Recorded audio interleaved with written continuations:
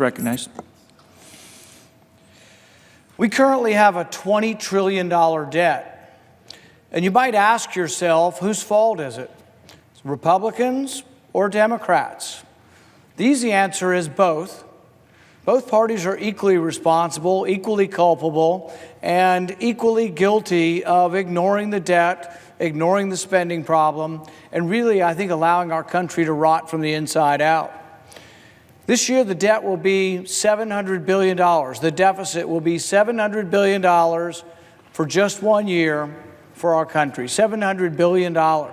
We borrow about $1 million a minute. Under George W. Bush, the debt went from $5 trillion to $10 trillion. Under President Obama, it went from $10 trillion to $20 trillion. It's doubling under Republicans and Democrats. So right now, we're in the midst of another spending frenzy. Now, people will say, well, we're spending the money for something good. We're going to help those in Puerto Rico and those in Texas and those in Florida. My point is if you're going to spend money to help someone in need, maybe we should take it from another area of spending that's less in need. I think that just simply borrowing it, even for something that you can argue is compassionate, is really foolhardy and may make us weaker as a nation. Admiral Mullins put it this way. He said that the number one threat to our national security is our debt. In fact, most people who follow world politics, while we do have problems around the world, don't really see us being invaded anytime soon by an army or an armada. But people do see the burden of debt. So what we have before us is a bill, $36 billion. Much of it's going to Puerto Rico and Texas and Florida. My request is very simple. We should pay for it. About a month ago, we had $15 billion for the same purposes. We are set, in all likelihood, to have over $100 billion spent on these hurricanes. I simply ask that we take it from some spending item that seems to be less pressing. I mean, we could go through a list of hundreds and hundreds of items, but one thing I would think that we could start with why don't we quit sending money to countries that burn our flag? So if you are a country and you are saying death to America, burning the American flag, maybe we shouldn't give you any money. We give money to Pakistan. We trade and sell arms with most of the Middle East that don't like us. And we do this with borrowed money. We don't even have the money we're sending. But we could make the burden a little less if we would say, you know what, let's don't give any money to countries that hate us, to any country that's burning our flag. In Pakistan, there's a Christian woman by the name of Asia Bibi. She's been on death row for 5 years for being a Christian. She went to the well to draw water, and the women of the village began chanting death. Death to the Christian, as she was being beaten and pummeled on the ground and thought she was going to die. The police finally show up, and they thought they were there to rescue her. They were there to imprison her. They took her off to prison. That was 5 years ago. Not easy being a Christian in the Middle East.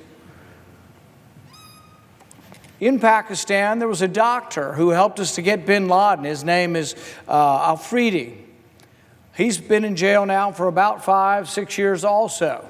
So he helped get us information that helped us to target bin Laden and finally get this great enemy of our country.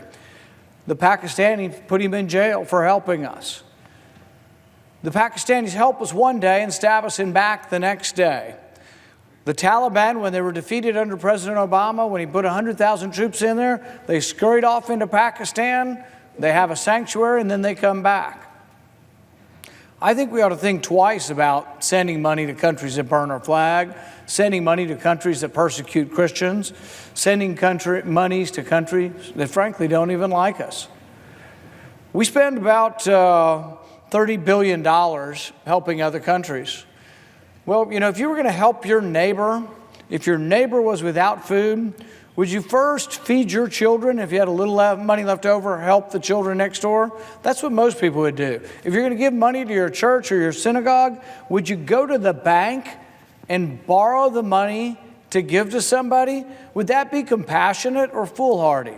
Is it compassionate to borrow money to give it to someone else? So people here will say they have great compassion and they want to help the people of Puerto Rico and the people of Texas and the people of Florida. But notice they have great compassion with someone else's money. Ask them if they're giving any money to Puerto Rico. Ask them if they're giving money to Texas. Ask them what they're doing to help their fellow man. And you'll find often that it's easy to be compassionate with someone else's money. But it's not only that. It's not only compassion with someone else's money. It's compassion with money that doesn't even exist, money that's borrowed. Of the $20 trillion we owe, China holds $1 trillion of that. And all this might be said, and you might say, well, we just have to help people. You're worrying too much, and you have to talk about details, and really all the money's being well spent. Well, if you look back at money that's been spent before in disasters, guess what? People replace everything, including things that weren't broken. I remember in Katrina, a family that was holed up in a beachside resort for weeks, taxpayer money. They could have put them up across the street for about $60 or $50 a night. They were staying in a $400 a night beachside resort with government money, with FEMA money.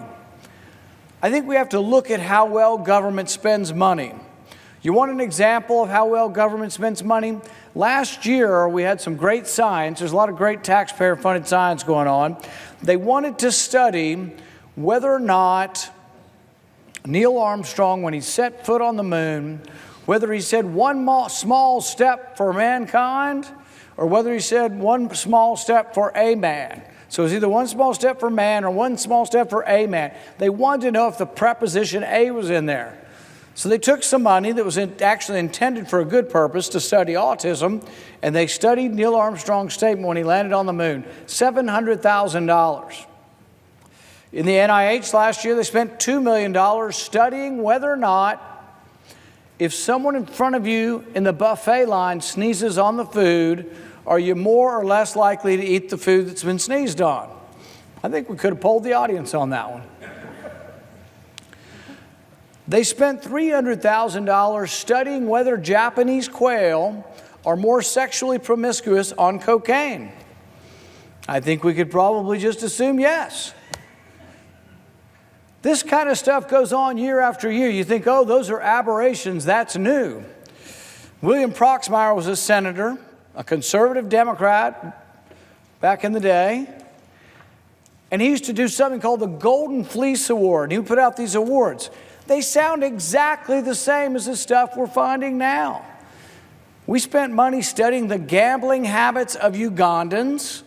We've studied how to prepare the Philippines for climate change. You name it, we're studying it around the world with money we don't have. I mean, if you wanted to make the argument, oh, we're running a surplus, we're a great country, we're going to help all the other countries of the world, I would actually listen to you if we're running a surplus.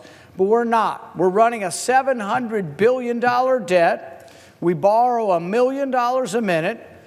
And we got a lot of rich people here. You know what we ought to do is ask these rich senators, what are you giving to Puerto Rico? What are you giving to Texas? Instead, they're giving your money. They're really not even giving your money. They're giving money they borrowed. So what am I asking? Not that we not do this. What I'm asking is that, well, why don't we take it from something we shouldn't be doing? Or why don't we try to conserve? So if you decided you wanted to help the people next door, you might say, you know, I'm not going to the movie theater, I'm not going to go to the Broadway play, I'm not going to the NFL game, I'm going to save money by cutting back on my expenses so that I can help the people next door that are struggling, the father or mother out of work, and they need my help. But you wouldn't go to the bank and ask for a loan to help people. That's not the way it works. Unless you're a government, and then common sense goes out the window, and you just spend money right and left because you're compassionate. You've got a big heart because you've got the ability of the Federal Reserve just to print up more money. But there are ultimately ramifications to profligate spending. We are approaching that day. Some say that you get there when your debt is at 100% of your GDP. We've now surpassed that. We have about a $17, $18 trillion economy, and we've got a $20 trillion debt. Is it getting any better? Have we planned on fixing it at all? No, there's no fixing. And is one party better than the other? No, they are equally bad. They are terrible. One side's at least honest. They don't care about the other about the debt. The other side are just hypocrites because they say, oh, we're going to win the elections by saying we're conservative. We care about the debt. But they don't. The debt gets worse under both parties. Voters need to scratch their head and say maybe they're both equally bad with regard to the debt. Most of the debt is driven by this. It's driven by mandatory spending. What is mandatory spending? These are the entitlements: Medicare, Medicaid, food stamps, Social Security. This is driving the debt. It's on autopilot. So when we talk about a budget, nobody's talking about doing anything about the spending on autopilot. Why?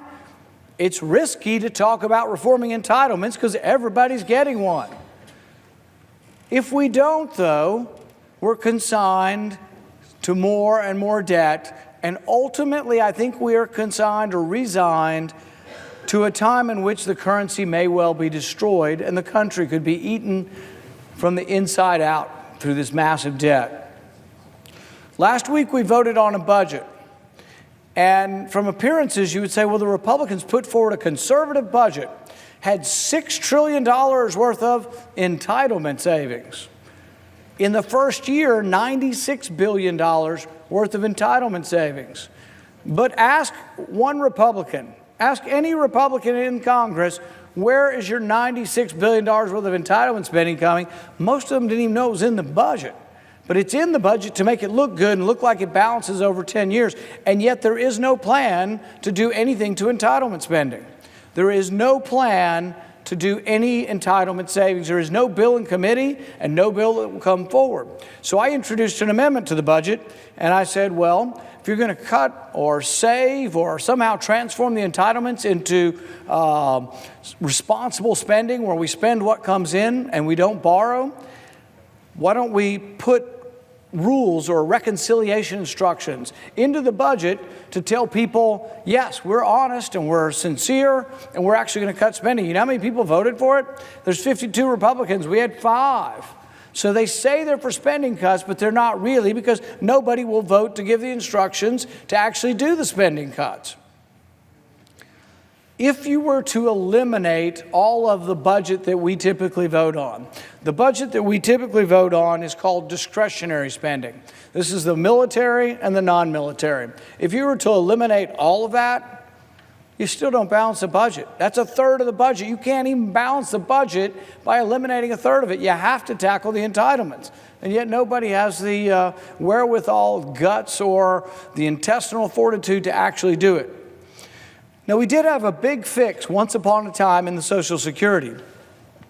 In 1983, President Reagan and Tip O'Neill, Republican and Democrat, came together to say we were out of money, and we gradually raised the age of Social Security to 67.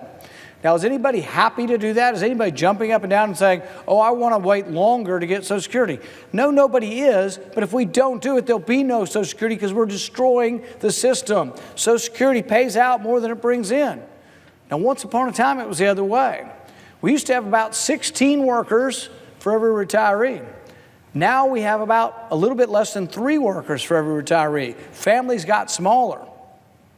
So when people ask me, how come Social Security is running a deficit? How come Medicare is? Whose fault is it, Republicans or Democrats? Really a little bit of both, but it's also the fault of your grandparents for having too many kids.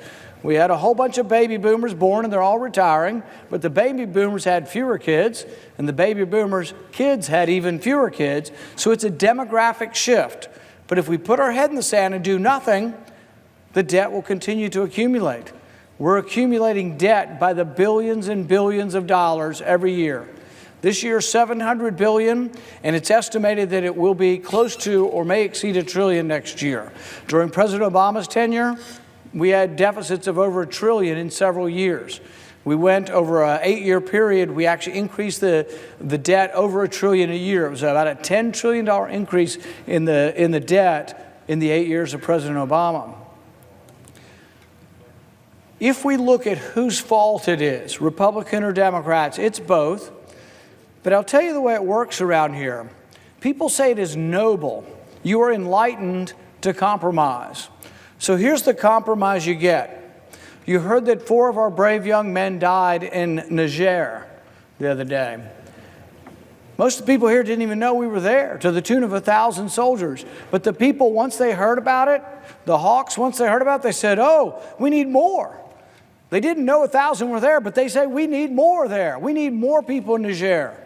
Now, no one's bothered to have a debate over what the war's about in Niger, whether we should be there or not, and whether we should send our brave young men and women there.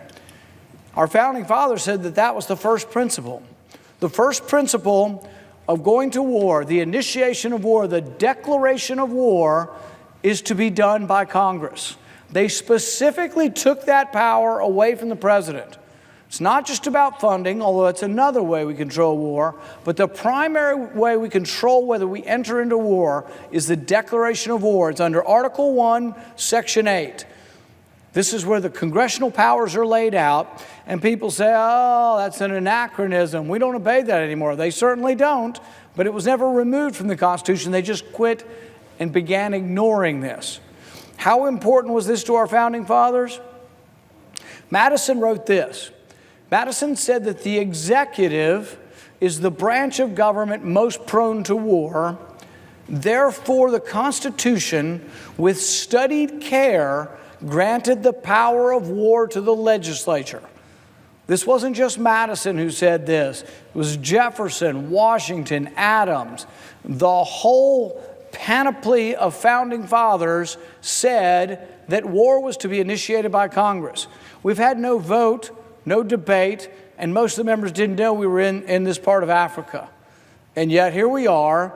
But the knee-jerk reaction by those on the right, typically, but some on the left, is that we just need more. We wouldn't have lost these 4 lives had we had 10,000 troops in a country that none of us knew we were going to be at war there. None of us fully have had debated who the parties are to the war, and yet we're going to be at war there now. And so the knee-jerk reaction is that we are to expand our role in this war in Africa. I had my staff ask a question. How many troops do we have in Africa? Nobody here knows. We looked it up and we found out it's 6,000.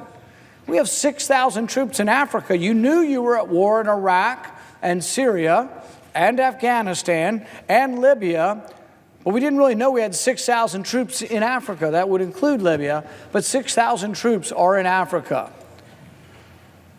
The point of it is when you get back to the debate that we're talking about, the budget, is that there's a great deal of expenditures to have troops in 100 some odd countries.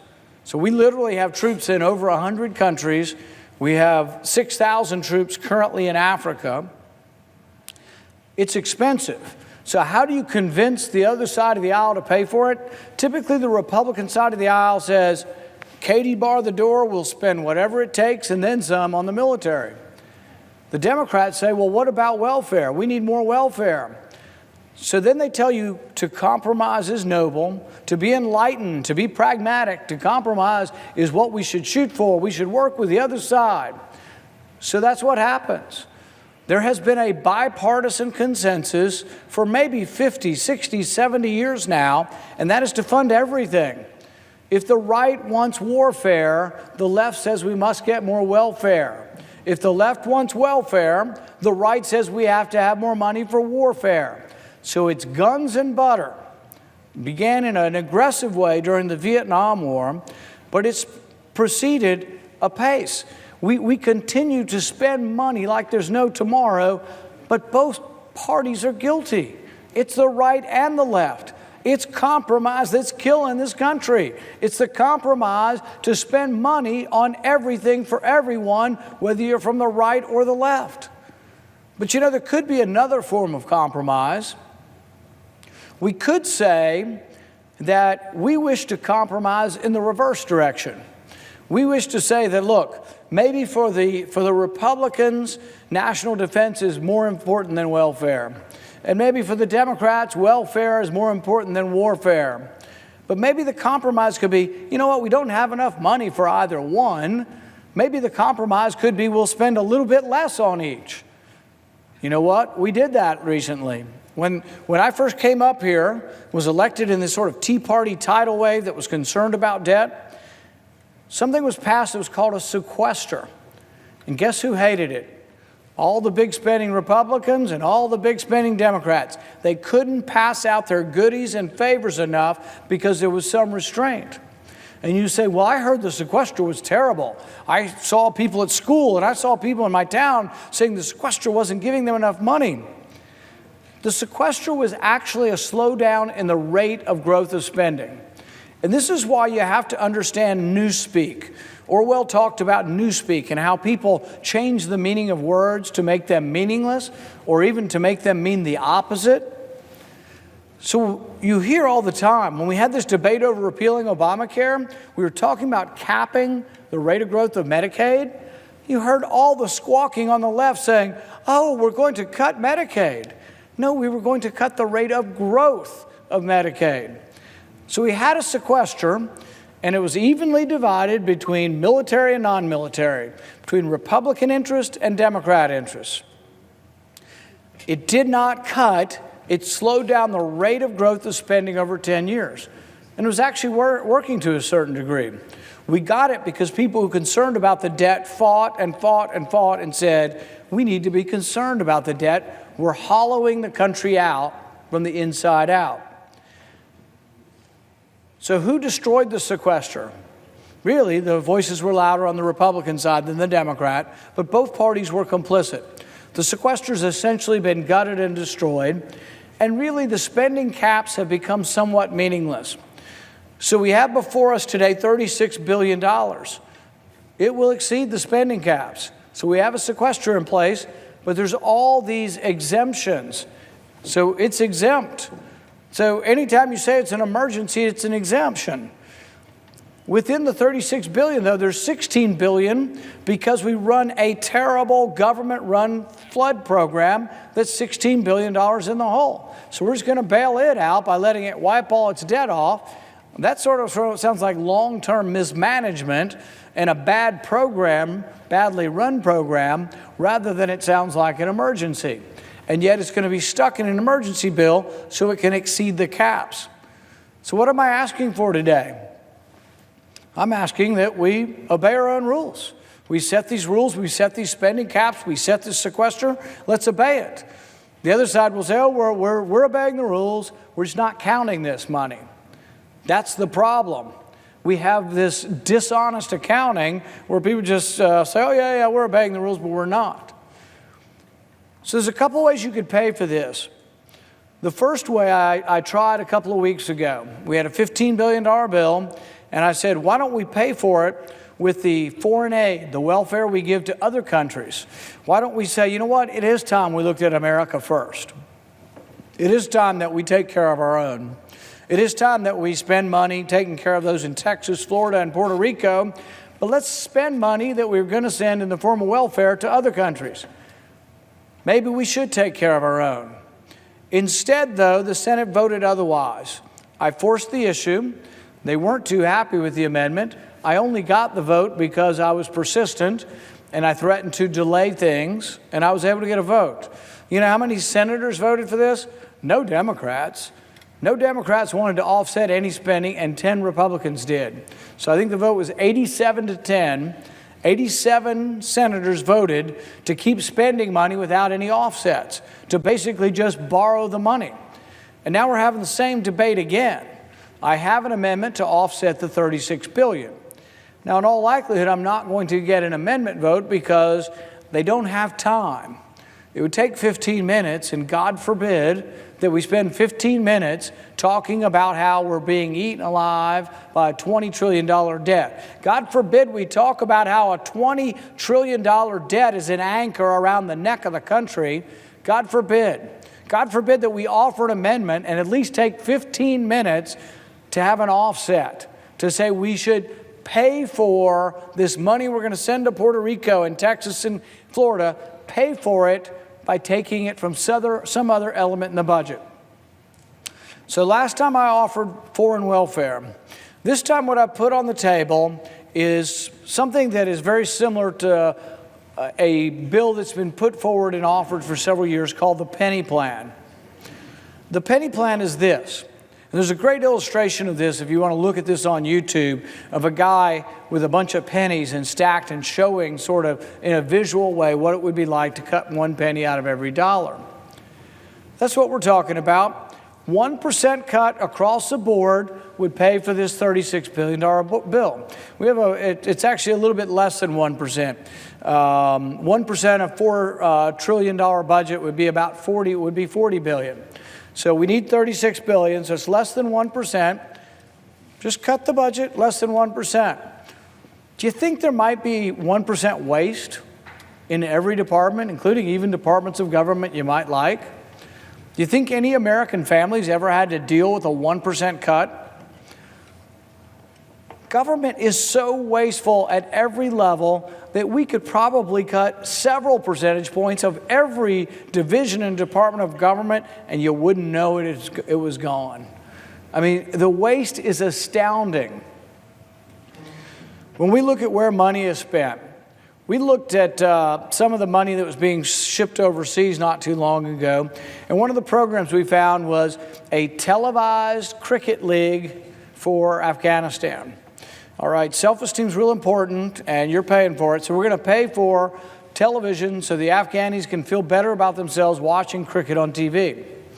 First problem is we don't have any money. We've got to borrow it. Second problem is they don't have televisions in Afghanistan. Well, some do, but about 1 in 1,000 people have a television. I guess they're going to feel better about the Americans paying so they can watch cricket on TV.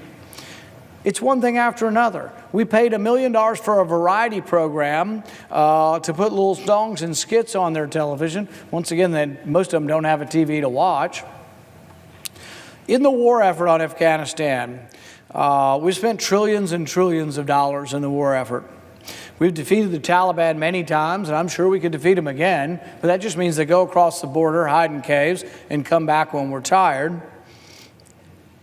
We spent $45 million on a gas station in Afghanistan. This gas station, though, is an interesting gas station. It serves up natural gas. You say, oh, that's great. We're lessening the carbon footprint in Afghanistan. Except for it's completely absurd because they don't have any cars that run on natural gas in Afghanistan. So they built a $45 million plant. The original estimates that was going to cost about $500,000. So it was like 46 times cost overruns, ends up costing $45 million. And it serves up natural gas that nobody has a car that runs on natural gas. So we said, whoops. And so we immediately bought them 24 cars that run on natural gas so they can go to the $45 million gas station and get their natural gas. But that wasn't enough because we had natural gas cars for them, but they had no money to buy the natural gas. So we bought them all credit cards. We bought them natural gas burning cars. We gave them a natural gas station, and we bought them credit cards to reduce the carbon footprint of those who are living in Afghanistan. This is absurd. When we look at the budget and we look at accounting, a lot of the money that's been spent overseas in the Iraq War, the Afghan War, the Syrian War, the Niger War, the Libyan War, the Somali War, the Chad War, a lot of this money isn't really budgeted. A lot of this money is actually done as an off-budget thing. It's called the Overseas Contingency Operation. And it's really a way of cheating, a way of being dishonest in your accounting. It's a way of evading spending caps. But it's also gone a long way towards making it easier just to keep spending money without restraint. So we tried to put restraints on military and non-military, and they're exceeded by this slush fund. They call it OCO funding, Overseas Contingency Operation. So when we had the budget vote recently, I put forward an amendment and simply said we shouldn't spend above our caps. If we put these caps in place, this is what we should spend. I think we got maybe 15 or 20 votes on that. But this is the problem. And ultimately, we have to decide as a country, are we going to obey the Constitution? Are we going to only go to war when we declare war, when Congress does its job, declares war? Or are we going to go to war anytime, anywhere? That's sort of what we do now. We go to war anytime, anywhere on the face of the planet, and it's not for free. Not only is it expensive in dollars, but it's expensive in lives. The young men and women that are sent to these wars, and yet no one's ever voted on them. We lost a soldier in Yemen 3 or 4 months ago. And for his family, it was devastating.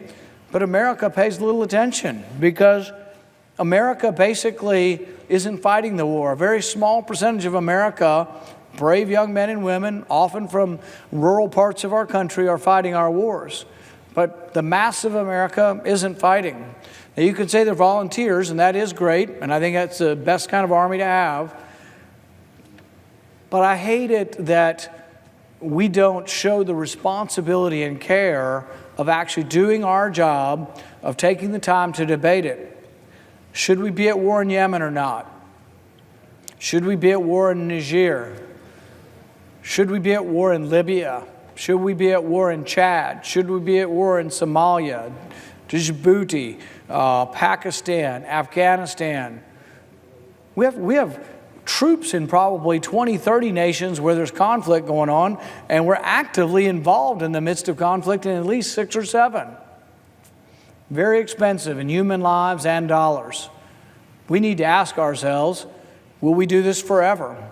Sunnis have been fighting the Shia for about 1,000 years. People say, well, we're going after ISIS in Africa. Well, ISIS is basically a name for radical jihadist Islam, and they're all over the planet. We're going to go everywhere and kill every one of them? Is there a possibility that when we kill one, 10 more pop up? You know, is whack-a-mole strategy for killing every terrorist on the planet or every radical on the planet a way we're going to win? We went into Yemen on a manned raid in, I think it was January or February this year, and we lost one brave Navy SEAL. They say we got information. They won't exactly tell me what information they got. They claim it was this great information that's going to make the war on terror so much easier. I have my doubts. In the raid, though, which was a manned raid in the middle of Yemen, women and children died. And I don't blame our soldiers. I've got members of my family who are active duty. They do what they're told. They take orders. And it's tough being put in a situation like that. You're dropped in the middle of nowhere in a village. Maybe the women and children are shooting at you as well. You have to defend yourself and complete your mission. And yet, I wonder whether or not the policymakers should be more involved with making a decision whether we should be in Yemen, and whether or not the people that live in the surrounding area to that village will, for 100 years or more, recite through oral tradition the day the Americans came. Whether or not we actually killed more terrorists than will be created by the oral tradition of when the Americans came. We are also aiding and abetting Saudi Arabia in this horrific war in Yemen. There are 17 million people who live on the edge of starvation in Yemen, and the war is exacerbating that. Yemen is a very poor country to begin with. They import about 80% of their food. Currently, the Saudis have a blockade, and so no food's getting in. They say it's to prevent arms, and I'm sure it is, but one of the consequences is no food. There's 500,000 people with cholera right now. This is sort of a bad form of dysentery, and in poorer countries, you die from cholera. 500,000 people with cholera. It goes along with no food, no clean water. The Saudis are blockading Yemen. The Saudis are bombing Yemen. We are giving the Saudis, or selling the Saudis, the weapons. We're refueling the planes and helping the Saudis pick the targets. Well, one of the Saudi targets about a year ago was a funeral procession. This was a funeral procession of a Houthi leader or rebel. And there were 500 people, civilians, who were wounded in that procession, and 150 killed by a Saudi bomb on civilians. Do you think they're going to soon forget that? Do you think that by killing 150 people in a funeral procession and wounding 500, that you killed more terrorists that day than you created? I would say that that day will live on in oral history for 1,000 years. The day the Saudis came with American bombs and bombed an unarmed funeral procession will live on for 1,000 years And hundreds, if not thousands of people will be motivated to become suicide bombers because of the day the Saudis bombed a funeral procession. It's incredibly expensive in lives, their lives, our lives. When you look at the cause of famine around the globe, and you look at it extensively and study the causes of famine, probably 6, 7 times out of 10, it's war. War's a terrible thing. And if we don't acknowledge that and try to think, how are ways that we can make war the last resort instead of the first resort? I mean, for goodness sake, the people on television this Sunday didn't know how many troops were in Niger. And yet their immediate response is, well, we should have had more. We need more troops over there in Africa, in a place most Americans had not heard of, have no idea who's fighting whom, and whether or not it's an achievable goal. And they will say, well, 1,000 wasn't enough. If we'd had 10,000 in air support and all of this, we would have prevented these deaths. That's one lesson you could learn. The other lesson you could learn is maybe we shouldn't have been there at all. You see, people have to stand up for themselves. There's this idea of sort of self-rule and independence, and if people are coddled and not sort of forced into the position of defending themselves, they won't. So we've been in Afghanistan 16 years. In the 16 years we were there, what have we found? Well, about 60, 80,000 of the Afghans came over here. They were translators, and everybody says, oh, we got to help these translators. Well, they spoke English, and they were pro-West. They needed to stay in Afghanistan and create a country. The best people left, same as Iraq. We won the war in Iraq. All the good people came over here. I have nothing personally against those who came, other than I'm disappointed that there weren't enough people who are heroic enough to stay in their country to help build a new country. Who fights over there? Some of the Afghans fight. Some people join their army to shoot us. We have this green on green where their soldiers are shooting our soldiers because they come in and intentionally are there to kill our soldiers. The question is, how come after 15, 16 years, the Afghans can't fight to preserve their nation? Everybody now says, oh, if America comes home, the Taliban takes over. Well, the Taliban's not quite ISIS. They're also not quite the same international sort of jihadists. They did harbor bin Laden once upon a time. Most of those people are dead, if not all of them being dead. If you look at how terrorism ends, like when the IRA ended in England and in Ireland, it actually ended up being a negotiation. So some say we will never negotiate with the enemy. You know, if you never negotiate with the Taliban, they are unfortunately pretty popular in Afghanistan. They're going to be there forever. And can we kill them all? No, just like the radicals throughout the Islamic countries, I think there's too many to kill. And the question is, do you create more than you kill? But if you put this in context and you say, well, we have to be able to defend ourselves, our country needs to be strong to defend ourselves, I couldn't agree more. But you know what? We become weaker every day as we run up this debt. $20 trillion in debt, $700 billion this year. We borrow $1 million a minute. Realize that predicament, and then realize that the powers that be don't want to allow amendments to offset spending. So I'm proposing that if we spend money on Puerto Rico and Texas and Florida, that we offset it by taking it for something that's less of a priority, something else in the budget. If we were to cut 1% of the rest of the budget, we'd have more than enough to pay for this. Would anybody notice 1%? Sure, they'd have to push things around a little bit, but they'd all survive. We've looked at spending, and to show you how bad spending in the federal government is, it gets faster each month as you get towards the end of the year. So when there's only 1 month left, these bureaucrats go, oh my goodness, we might not be able to spend the money fast enough. So spending in the last month of the year is actually 5 times faster than any other month of the year. In fact, in the last month of the fiscal year, not only is it 5 times faster, each progressive day it gets faster. So the last month of the fiscal year is September. September 1, they spend the money like this. September 2, like this. September 3, like this. September 4, goes up every day because they're trying to shovel the money out as fast as they can. If they don't spend it all, they're afraid they won't get it next year. The common parlance for this is use it or lose it. You get all the way to the last day of the fiscal year, spending actually increases and goes with the rising and setting sun. So it's 8 o'clock earlier here than it is in California. As the sun rises, we begin spending money in the east. We're shoveling out as fast as we can. As the sun progresses towards sunset, the spending shifts to the west coast. They're shoveling it out at 5 o'clock Pacific time, trying to get rid of the money. If you look when most conferences are, when most government employees go to a conference in Las Vegas, the last month of the year, they found they have some money. What's $1 million? You don't mind spending $1 million, right? You want these government employees to have a good time. So there was a group, I think it was a General Services a couple years ago, and you saw those pictures of the head of the GSA and his wife, in a big Las Vegas hot tub, drinking champagne. And I think that was $1 million event.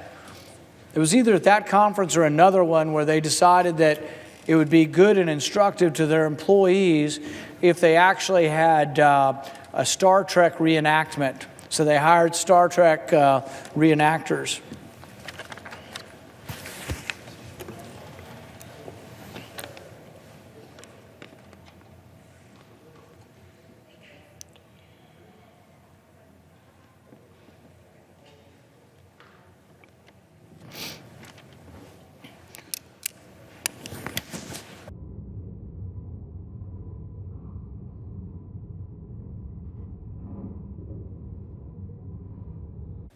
With that, I'll reserve the balance of my time.